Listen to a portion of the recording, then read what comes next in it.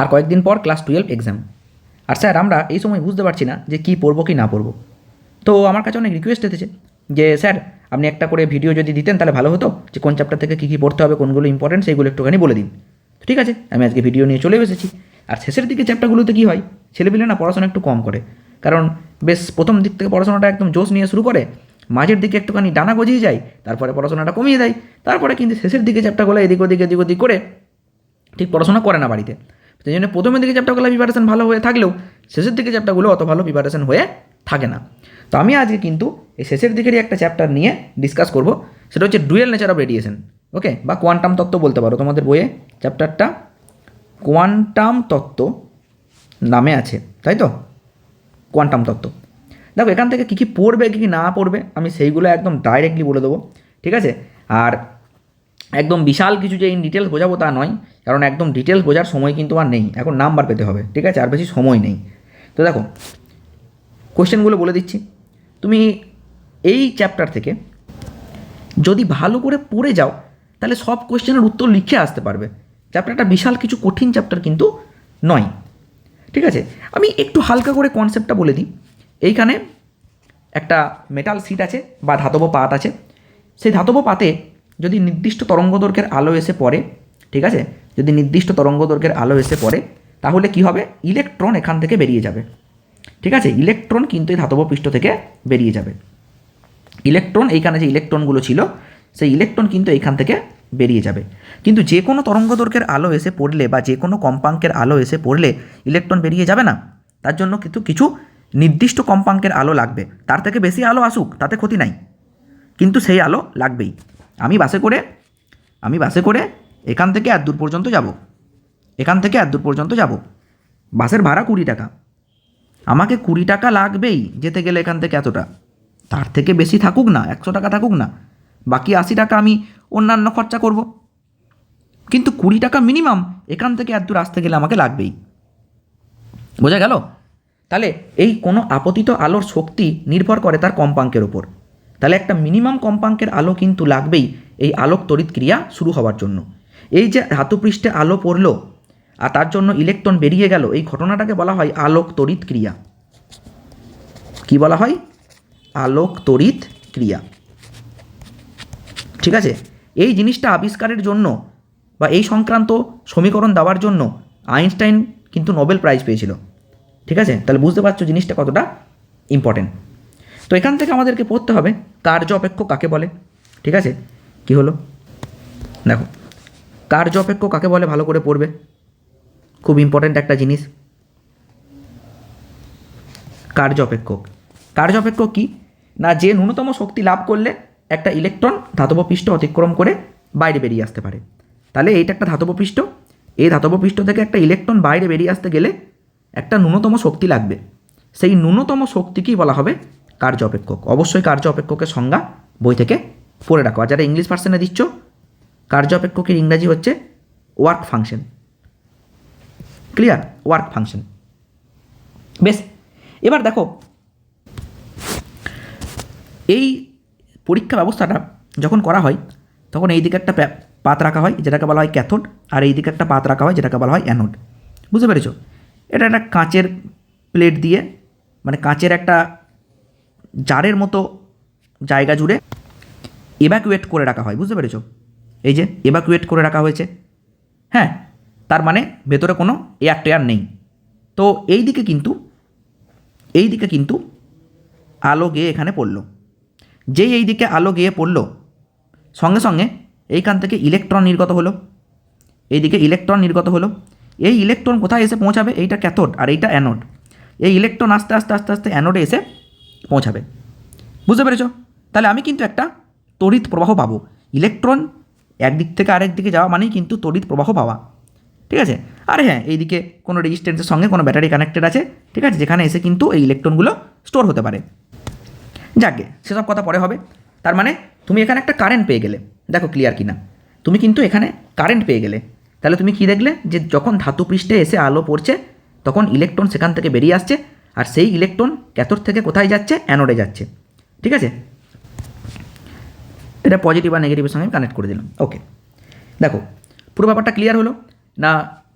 আলো এসে ধাতুপৃষ্ঠে আপতিত হলো, যখনই ধাতুপৃষ্ঠে আপতিত হলো আলো, সেখান থেকে ইলেকট্রন বেরিয়ে গেল, আর সেই ইলেকট্রন কতদূর গেল, অ্যানোড পর্যন্ত কিন্তু গেল। বেশ, দিয়ে ইলেকট্রন এই পথে চলে আসছে, তার মানে আমরা একটা কারেন্ট পাচ্ছি। খুব ভালো কথা। এবার দেখো, একটা ইলেকট্রন এখান থেকে এখানে যেতে গেলে সে তো এমনি যাবে না বাবা, কেউই এমনি যাবে না। কী লাগবে? গতিশক্তি লাগবে, 12mv²। এই গতিশক্তি না দিলে যাবে না, গতিশক্তি লাগবে। বেশ ভালো কথা। কিন্তু গতিশক্তিটা দেবে কে? নিশ্চয়ই এই আলোক রশ্মিটাই গতিশক্তি প্রোভাইড করবে। এই যে আলোটা এসে পড়েছে, সেই আলোটাই এই গতিশক্তি প্রোভাইড করবে। এবার তুমি প্রথমে কি বললে, যে ধাতু থেকে বেরিয়ে আসার জন্য যে শক্তি লাগবে তাকে বলবো কার্য অপেক্ষক, আর এখান থেকে এইখানে পৌঁছানোর জন্য যে শক্তি লাগবে তাকে বলবো গতিশক্তি। ঠিক কিনা বলো? কিন্তু সেই দুটো শক্তি দেবে কে? নিশ্চয়ই এই আলো দেবে। আলো যে শক্তি বহন করে তাকে আমরা কি দিয়ে লিখি? H nu. তাহলে H nu is equals two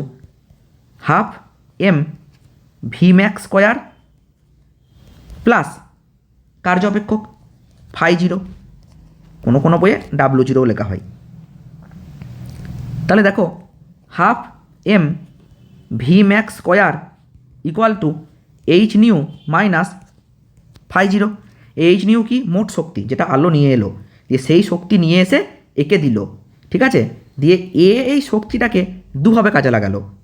ইলেকট্রনকে বার করার জন্য কিছু শক্তি কাজে লাগালো, সেটা হচ্ছে এইটা, আর ইলেকট্রনকে এইখান থেকে এইখানে পৌঁছানোর জন্য কিছু শক্তি কাজে লাগালো, সেটা হচ্ছে এইটা।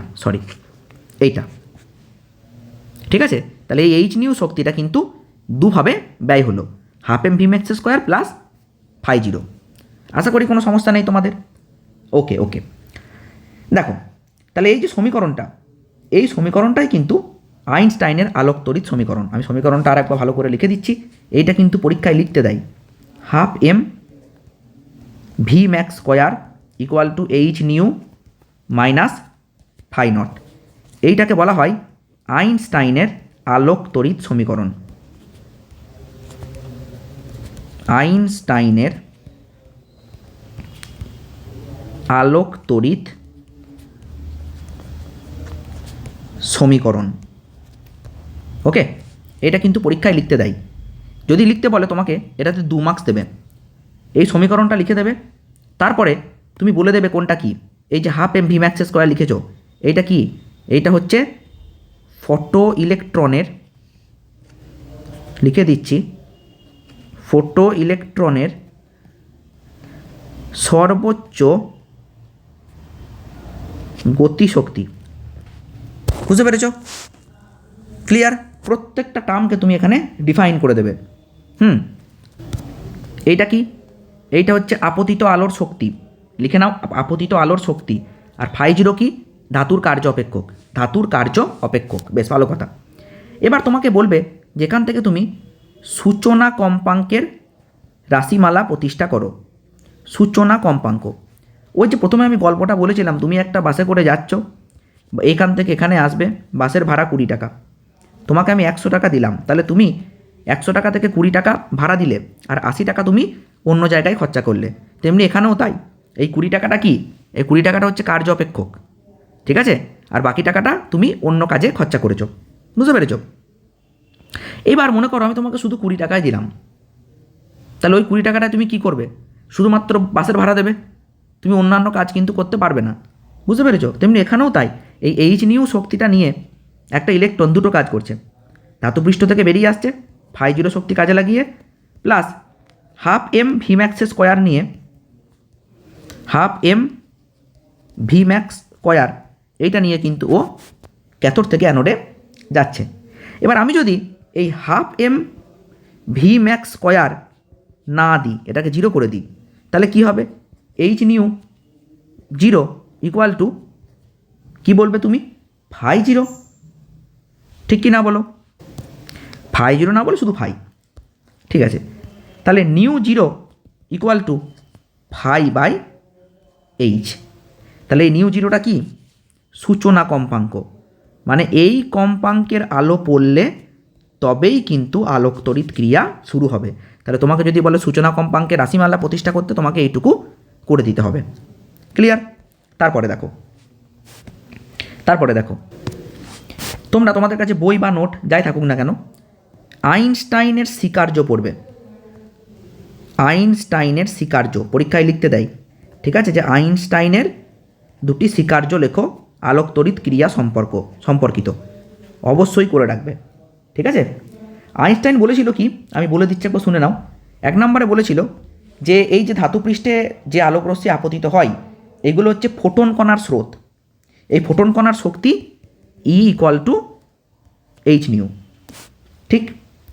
2 নম্বর বলেছিল এই ধাতুর সঙ্গে কি হয় না, ধাতুর মধ্যে যে ইলেকট্রনগুলো থাকে এই ইলেকট্রনগুলোর সঙ্গে আপতিত ফোটনের সংঘর্ষ হয়, মানে ধাক্কা লাগে।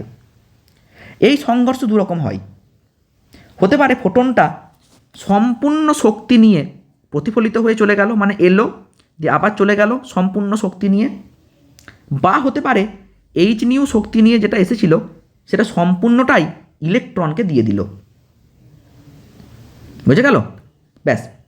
আর একটা কথা বলি যে এই ফোটনের কোনো ভর নেই, ফোটনের ভর শূন্য।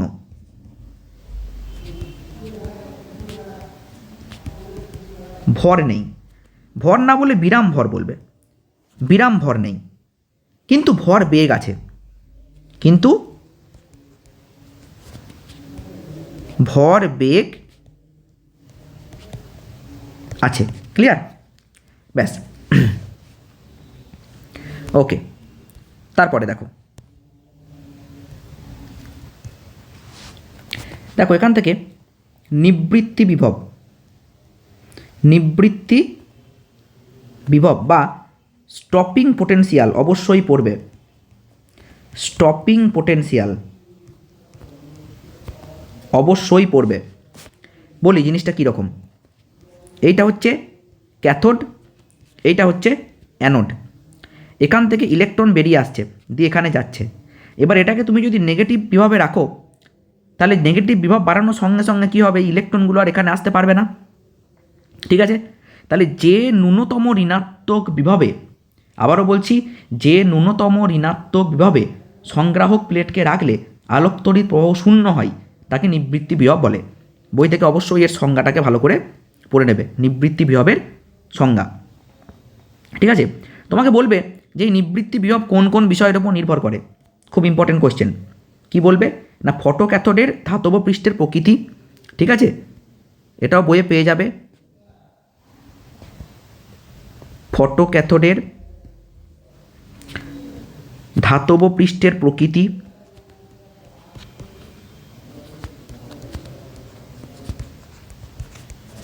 আর 2 নাম্বার নির্ভর করে আপতিত আলোর কম্পাঙ্ক।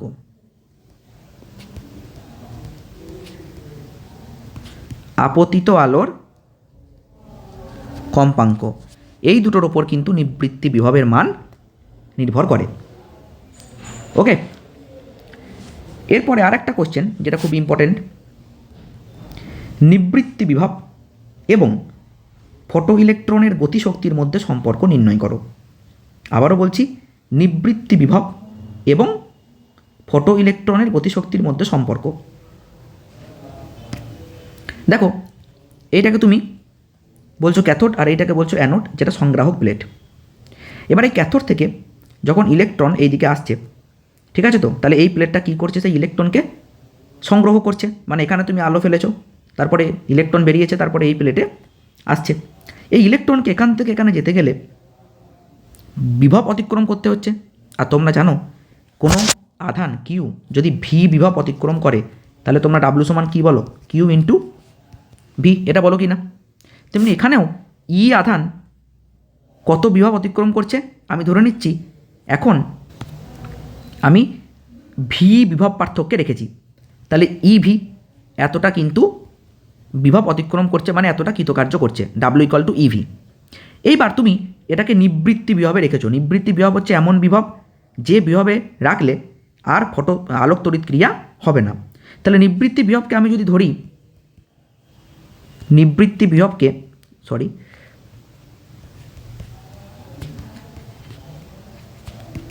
আমি V0 ধরলাম। তাহলে নিবৃত্তি বিভবকে আমি যদি V0 ধরি তাহলে তুমি কি বলবে যে স্যার এখন ইলেকট্রনটা কৃতকার্য কত করবে, EV0। অর্ধ যেতে গেলে এই কৃতকার্য কিন্তু করতেই হবে। ঠিক আছে তো?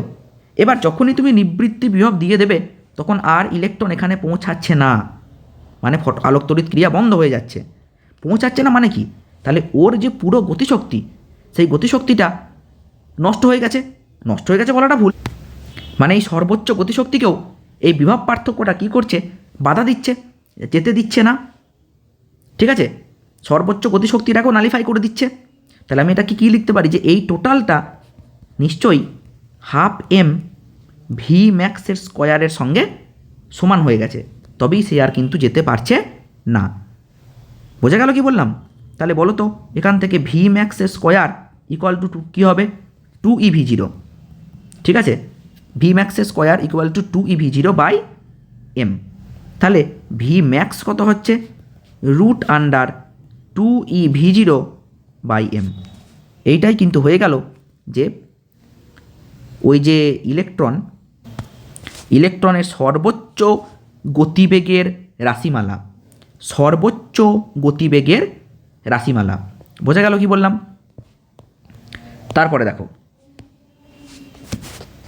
তারপরে দেখো তোমাকে বলবে, এই যে তুমি বললে প্রারম্ভ কম্পাঙ্ক বা সূচনা কম্পাঙ্ক, এই জিনিসটা কি না, এখানে একটা ধাতুপৃষ্ঠ আছে, সেই ধাতুপৃষ্ঠ থেকে বাবু ইলেকট্রন বেরোতে গেলে যে ন্যূনতম কম্পাঙ্কের আলো এখানে পড়তে হবে, আবারও বলছি যে ন্যূনতম কম্পাঙ্কের আলো এখানে পড়তে হবে, তার নাম দিলাম আমি নিউ 0।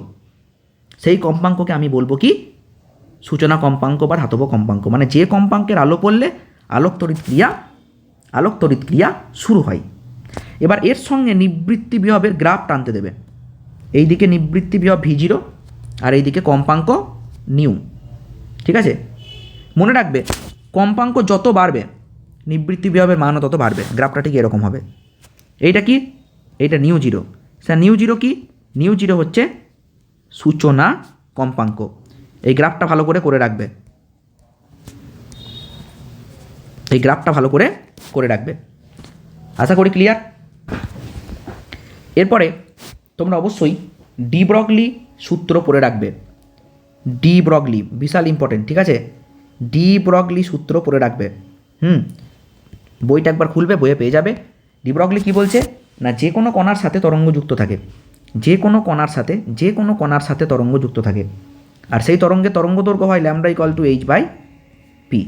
ঠিক আছে, এইচ কি, এইচ তোমরা সবাই জানো প্ল্যাঙ্কের ধ্রুবক। এইচটা আমি বলতে ভুলে গেছি, অনেকবার এইচের কথা বলেছি কিন্তু বলিনি এইচটা কি, বলে দিচ্ছি। এইচ হচ্ছে কিন্তু প্ল্যাঙ্কের ধ্রুবক। আর পি কি, ভরবেগ। ঠিক আছে, তাহলে λ= কিন্তু h/p। ওকে, তো এটা মনে রাখতে হবে। তো আবার দেখো তোমরা এটাও পড়েছিলে ছোটোবেলায় যে স্যার λ=h/p এর জায়গায় স্যার আমরা mvও লিখতে পারি, এটাও কিন্তু হবে। ভর গণিত বেগ সমান হচ্ছে গিয়ে ভরবেগ। আশা করি ক্লিয়ার। এবার এখান থেকে তোমাকে কিছু কোয়েশ্চেন্স দেবে। যদি সব এই ভিডিওতে সলভ করানো সম্ভব না হয় তো পরের ভিডিওতে আমি সেই কিছু কোয়েশ্চেন্স কিন্তু সলভ করিয়ে দেব। মনে করো বলছে, দেখো এই প্রশ্নটা কি বলা হচ্ছে, বলছে একটি ইলেকট্রনকে স্থির অবস্থা থেকে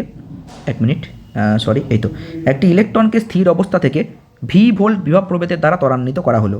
ইলেকট্রনটির ডি ব্রগলি তরঙ্গ দৈর্ঘ্য কত হবে? ইলেকট্রনটির ডি ব্রগলি তরঙ্গ দৈর্ঘ্য কত হবে? একটু আগেই আমরা এটা পড়লাম যে EV = half m v square.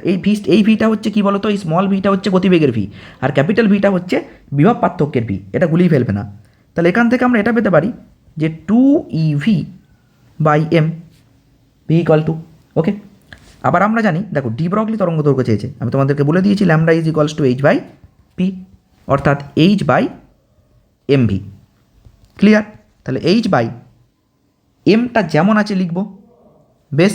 আর ভি সমান কী পেয়েছি, √2EV/m।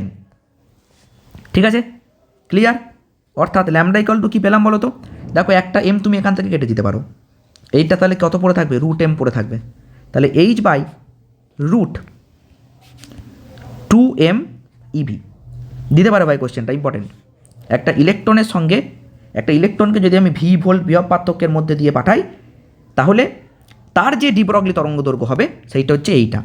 তাহলে ডি ব্রগলি কী বলেছিল, দেখো ভাই, যে কণা ছুটে যাচ্ছে তার সঙ্গেই তরঙ্গ জড়িত আছে, আর সেই তরঙ্গ দৈর্ঘ্য কত, তার ফর্মুলা সে বললো λ=h/p, অর্থাৎ h/mv। বলো ক্লিয়ার? তারপরের প্রশ্ন দেখা যাক। একটি প্রোটন ও একটি আলফা কণার গতিশক্তি সমান, এদের ডি ব্রগলি তরঙ্গদৈর্ঘ্যের অনুপাত কত? ইম্পর্টেন্ট কোয়েশ্চেন ভাই।